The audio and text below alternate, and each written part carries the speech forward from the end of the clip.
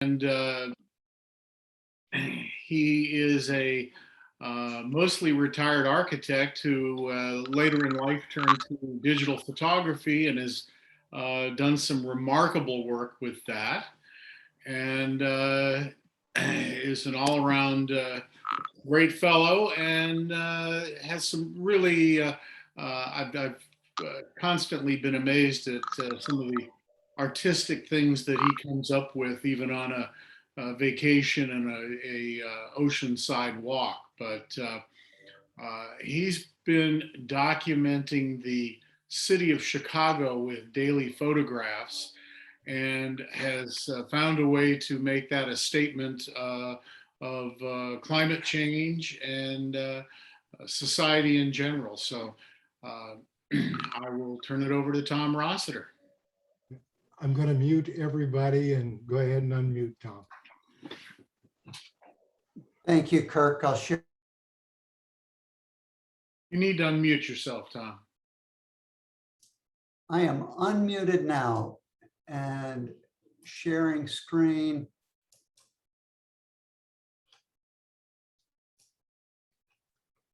Are you seeing the shared screen? No. Let's see.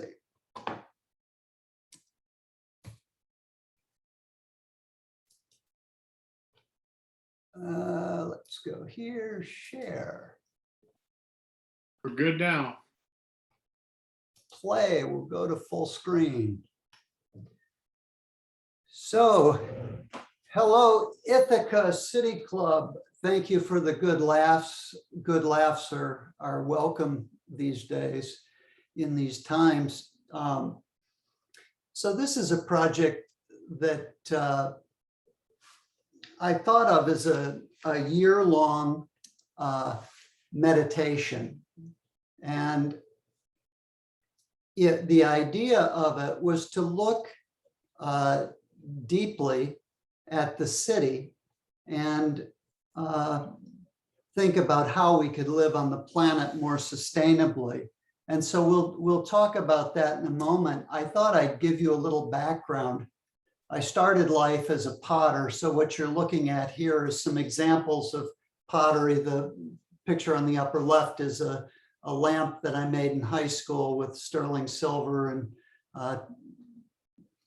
turquoise. And then some of the more recent work is looking at seeds and making seeds that are temples to hold genetic materials. So the jars open, but they look like the seed that they contain.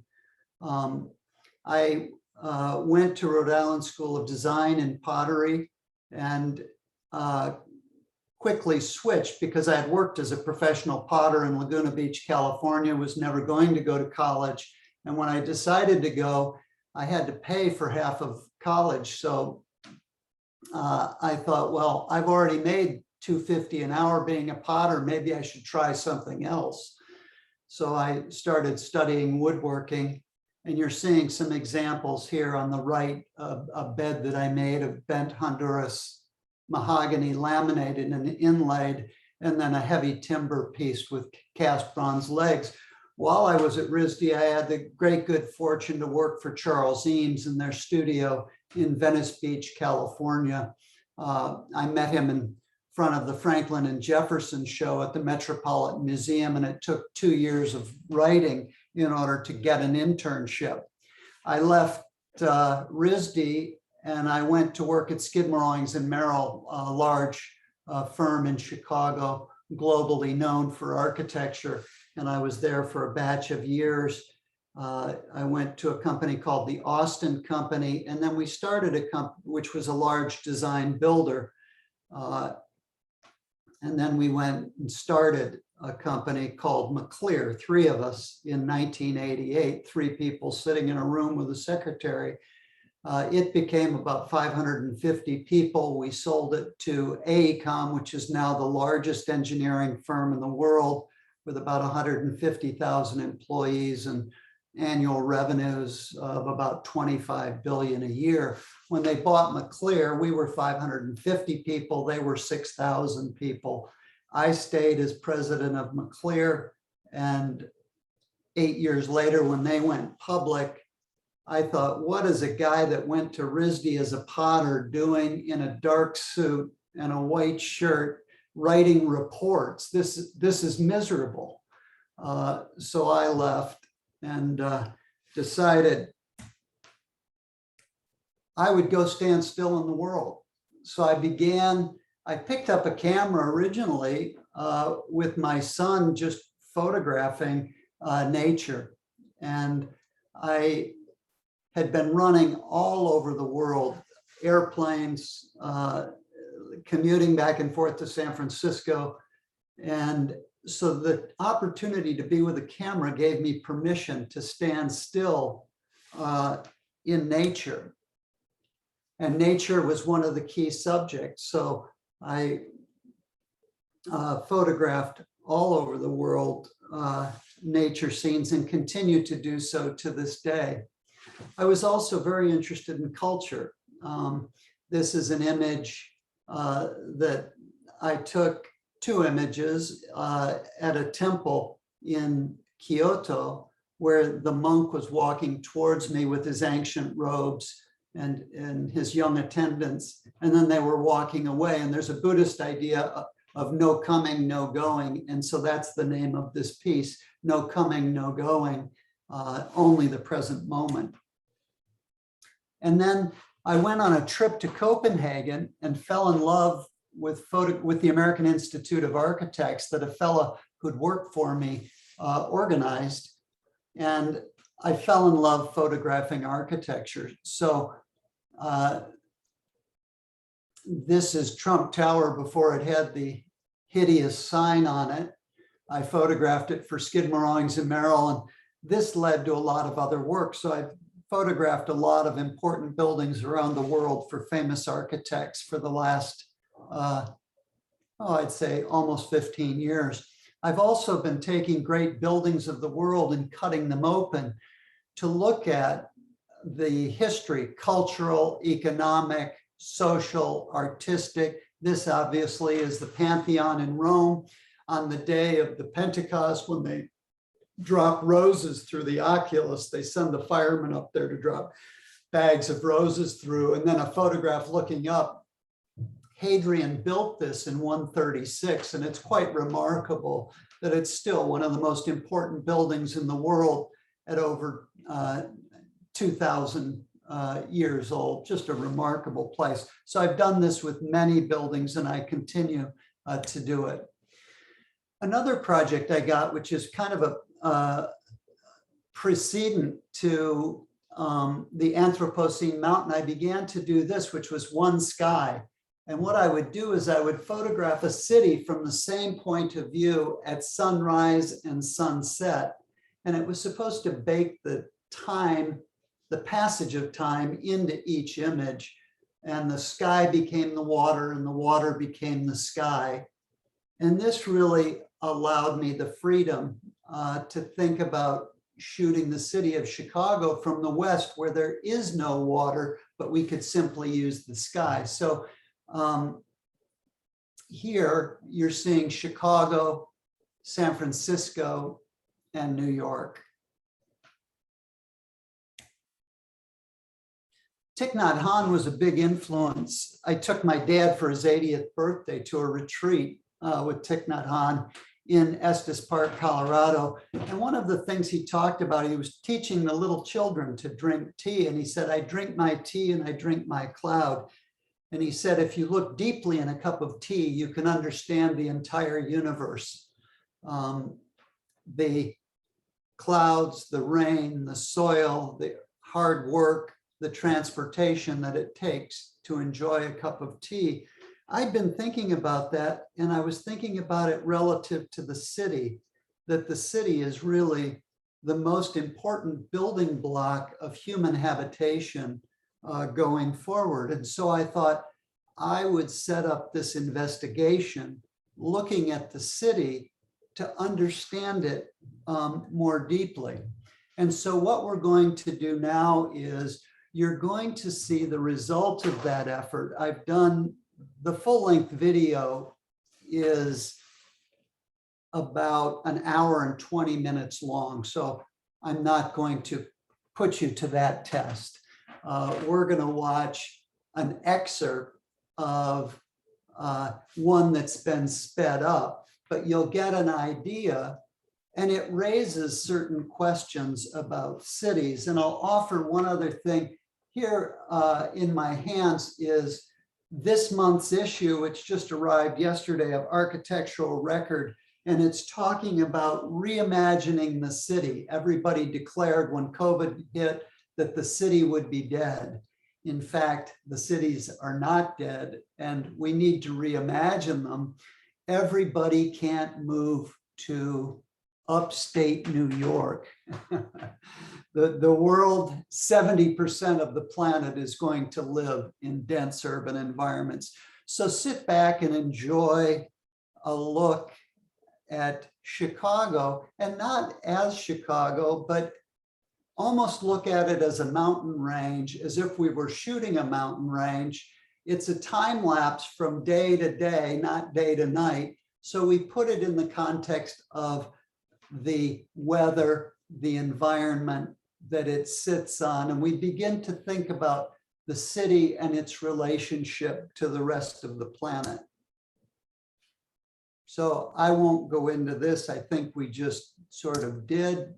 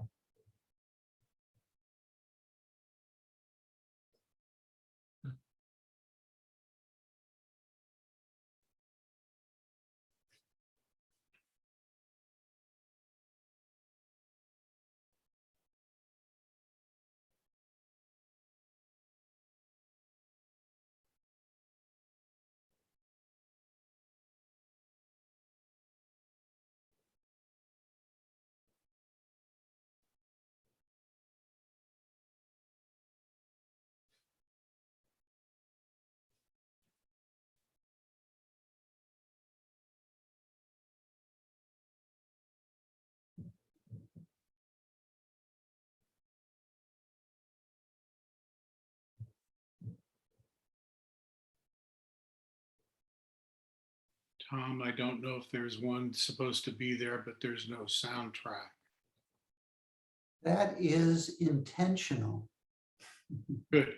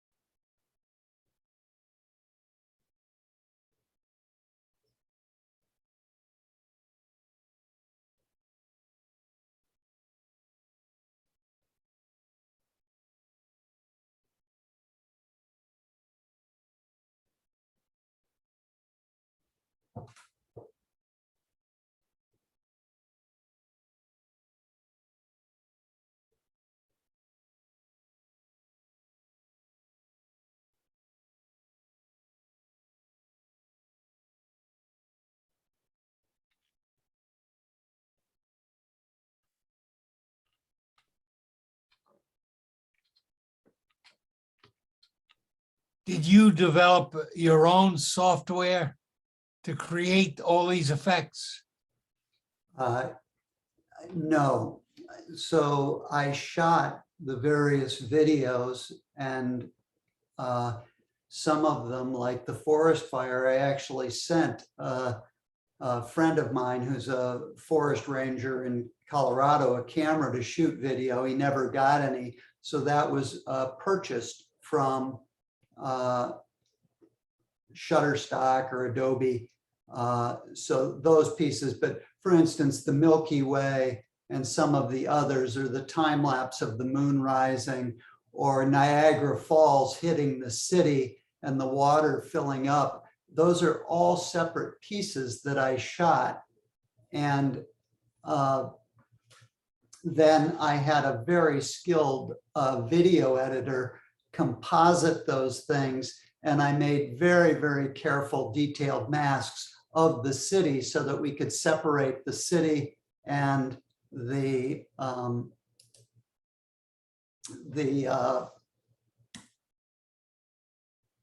video is stopped, and so it's a careful, skillful, slow process of compositing still footage, still images, dissolving slowly into moving video images.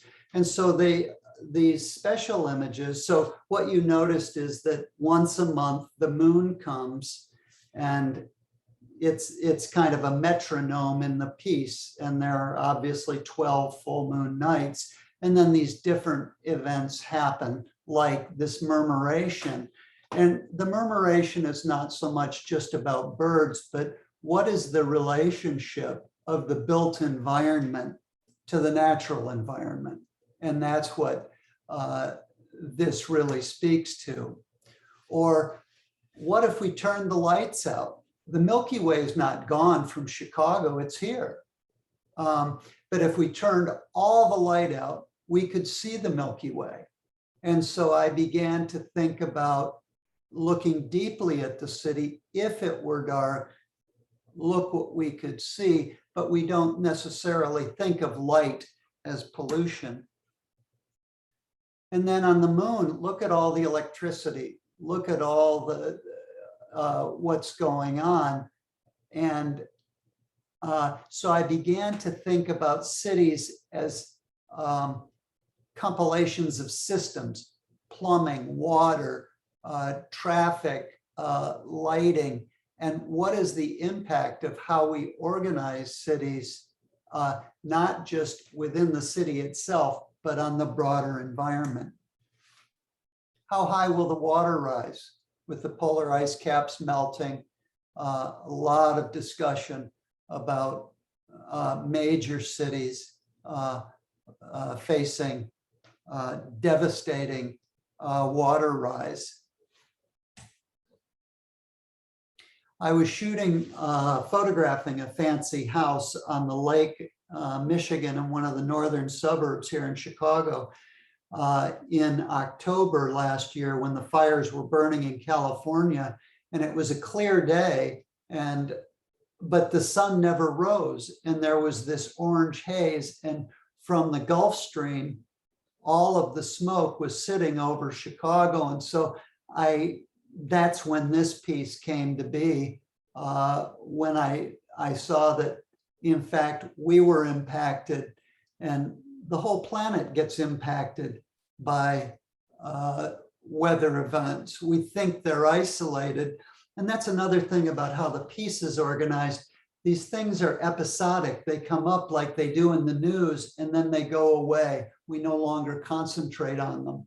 But I think we as a society have to look cohesively at how to make the planet more livable. will the planet turn to stone?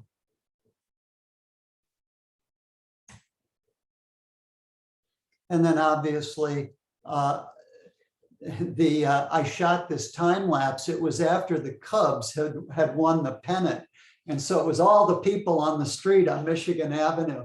So I thought, what better way to represent people and then the absence of people than to play that time lapse of all the people moving. But then as the pandemic raged on, they would disappear. So here you see a gradient of an empty street to an occupied street, speaking to this issue of the virus. And then I've always looked at these since I was doing One Sky, you know, where it was shooting from the same point of view, the different cities on water. I've always looked at these city skylines in silhouette, almost as electrocardiograms, and thinking about them relative to the health of our planet. And so what this piece does is talk about maybe some of the other measurements that we should be looking at for the health of the planet. You're going to see now some of the how-to for getting this done, and then we'll talk about it. The visual concept for year-long video meditation was an investigation into how to live more sustainably on the planet. And healthy cities are a key component to how we need to inhabit the planet. So in order to do a year-long time lapse, I needed to build a platform, a stable place to take photographs of the city every day for a year. So we built roofing curbs to level the platform and secure it to my roof, and then secure cameras and weatherproof enclosures shot through a computer that were wired to the studio that I could control from that point. This next image is a typical image with sunrise on the top, sunset on the bottom, with just a reflected image, no water, no sky. The sky is the water is the sky, and it's shot from the west looking east. When the pieces were finished, I wanted something where the framing of the artwork was integral to the piece. And so I thought of Shushigiban, the ancient process of wood preserving, burning cedar in order to preserve it. But when I made the first frame, they were very inefficient. I saw all this wasted wood, and it didn't seem right. So I went to work on figuring out, how do I cut the boards so that I waste no wood? So the bucket here is the waste wood for making 36 frames. So I first cut the angles of the wood, and then later milled out the piece where the artwork goes, thus virtually eliminating wood waste. And then we simply burn the wood, which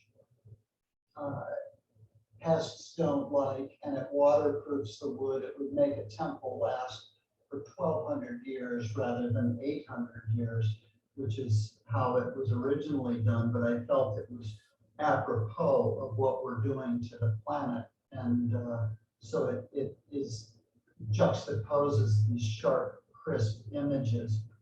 I also wanted to finish the wood with a sustainable material. So I found this natural polyurethane that uses a waste cheese product to cover the wood to make the final frame.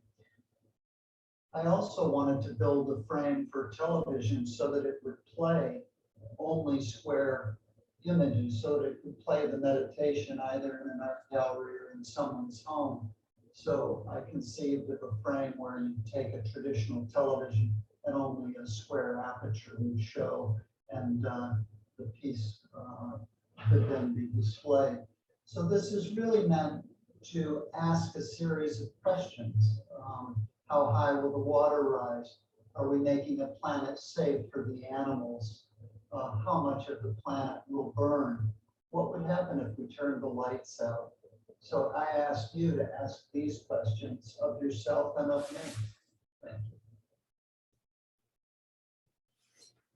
And so one of the things I did up on my roof with this experiment because it all comes back to, we can think globally, but we also have to act locally, and we have to do what we can do ourselves. So I thought I'd try to build a vegetable garden on my roof. So this is on the roof of my house, up where the shooting stand is. I put a crane on the back of the house to lift all the Corten steel planters and the 250 bags of dirt. So we're growing strawberries, raspberries, blueberries, tomatoes, peppers, all the usual things. And we produce quite a bit of food up there. And one of the things about making cities more livable is about having access to fresh and healthy food for everyone in the city, looking at education systems, equity in the broadest sense of the term. And so with that, I would like to open it up for questions and ask you your thoughts about what a livable city might include.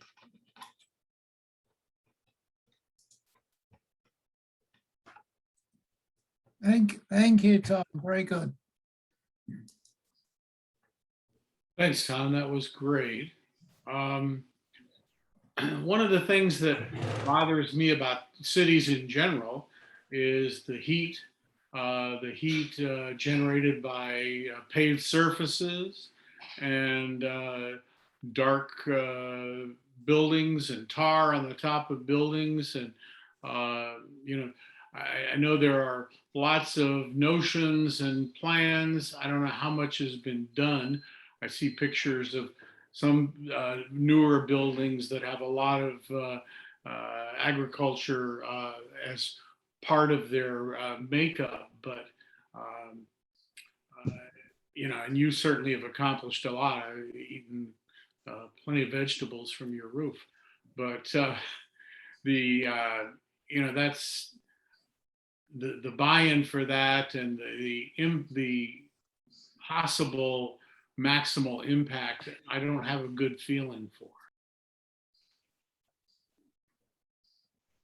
So green roofs are, there's a rating system for buildings. It's called LEED certification, and there are a lot of focus now on zero emissions buildings.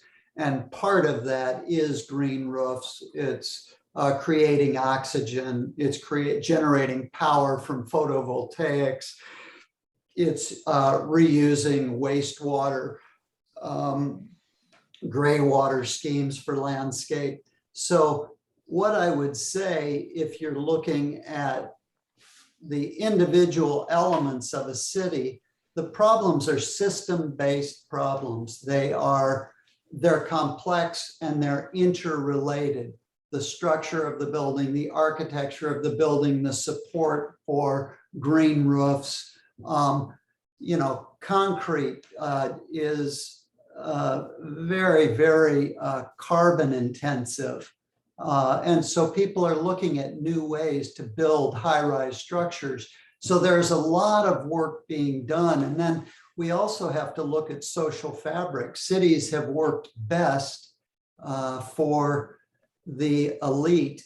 And right now, cities are very expensive for people that can't get employment. So we have to look at cities as dynamic systems that have to provide food, education, and livelihood for everyone. So it's a systems approach, not just individual things. So it relates to transportation, it relates to energy, it relates to green roofs, it relates to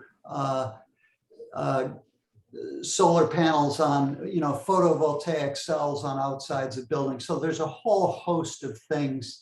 And this piece was not really meant to provide a solution to that, rather to have us all think about, hey, what can I do? So for instance, in the frame making, I saw all this wasted wood and I said, I'm doing a project about resource efficiency. How can I, because, you take a piece of wood and you mill out the edge that the glass is going to go in. That's how all frames are made. You go into a frame shop. And I said, but I don't have to do it that way. What if I think about the paper that the photographs are going to be printed on? It's going to be 24 inches. And then I'll do a small one at 12 inches. What if I structure the frames around those sizes so we have no waste of the paper and the ink on printing? And if I cut all the 45s and use both sides of it and then mill the other piece later, then I can eliminate any waste wood. So it's sometimes the solutions are big and global and require city approvals, and other times they're us looking at ourselves asking, how can I more efficiently do what I'd like to do? And that's why I got to then burning the wood as they did in the Japanese temples years ago, because I thought that provided a rich juxtaposition to these very carefully, technically shot architectural images. But Tom, one thing that came across very obviously in your video, and you mentioned it, was light pollution. When we see the Earth from space, there are these lights all over the place. The migration of birds, etc., insects is being disrupted. And yet the people who own these buildings leave those lights on when they're not necessary. My daughter has a condo in Charlestown in Boston, and she's seen the new structures go up, and suddenly in her bedroom window, there's these bright, bright lights all the way down a new building. Is it necessary? No, because it's not being used at night. What can be done to get building owners to switch these lights off? Yeah, there's regulation. There's also glasses that now, the building glass that has screens in them so the birds can see the glass, because we're killing about 1 billion birds a year. I mean, the number is staggering. And no place knows this better than the people at Cornell Ornithology Lab. They've done incredible work on that. So many cities are looking at what they can do to reduce energy, and also the color temperature of the light and the energy consumption of the light, changing the light sources. So all of those things are necessary. It's one of the pieces of this systems approach, but an important one. And, photographing this, we don't see much night sky here in Chicago just because of the light pollution.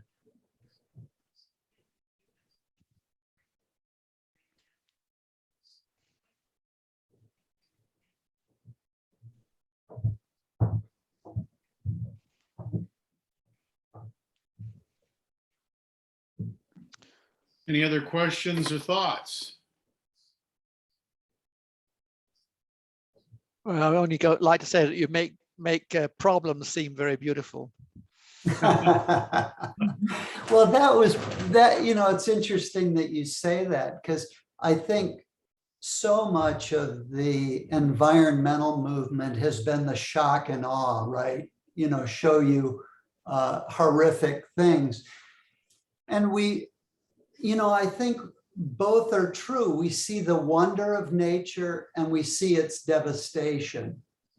And I think unless you fall in love with nature and the natural world, you won't be inclined to save it. So to me, I love cities, I love architecture, and I think that the solution for the planet going forward is habitation solutions that work for everyone in cities. So they're pleasant and attractive environments. So it was quite conscious to make the thing beautiful, but also, you know, when you see the water in the city fill up, or the virus come, or the fire spread, quite horrific. And that's just how our news cycles are, right? Where you see this stuff and it comes. And so I wanted it to be both beautiful and haunting, and kind of a call to action for each of us personally to say, hey, what can I do? And that's why I spent the time trying to figure out. Obviously, I went through a lot of effort to build. Not a lot of people have deer hunting stands from redneck blinds on their house in Chicago. So I went to a lot of trouble to do this investigation, but I hope it's worthwhile. And then the images are, you know, Glenn's putting a show together to sell individual pictures, as well as the video that will run at the full length.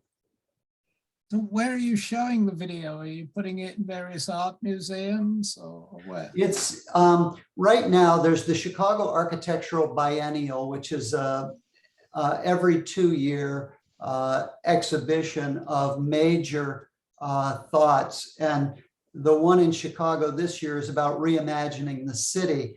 And so Glenn's exhibition will be a part of the Chicago Architectural Biennial.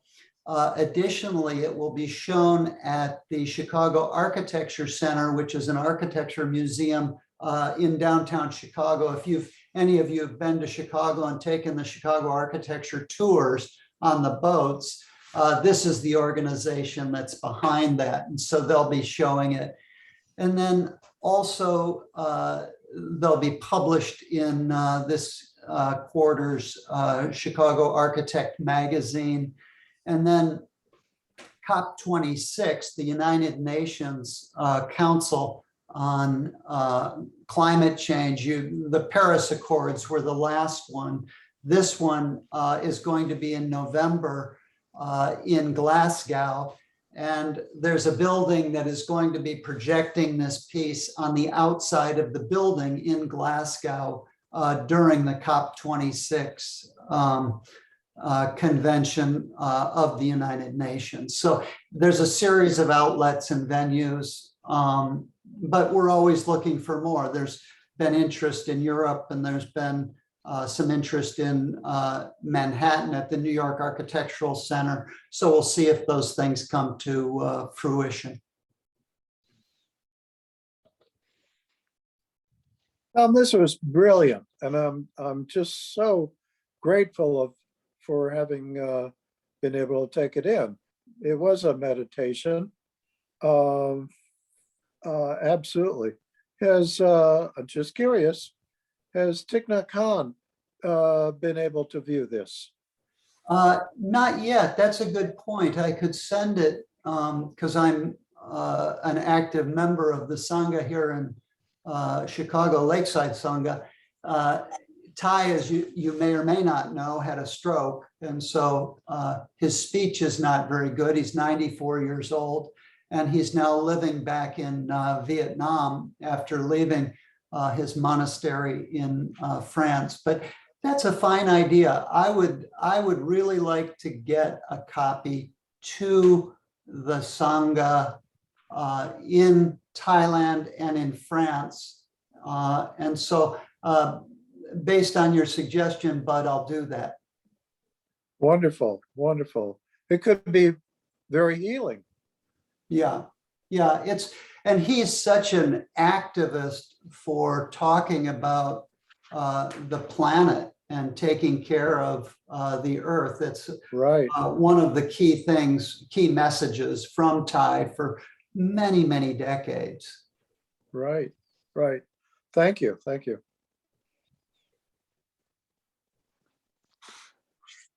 Well, thanks so much, Tom. Appreciate it tremendously that you could bring that to us. And I hope you get more circulation of the video. Thank you. A deep bow of gratitude to all of you for taking it in, and thanks a lot. Thanks a lot for your attention. Thank you. Thank you Thank very you. much. Very good.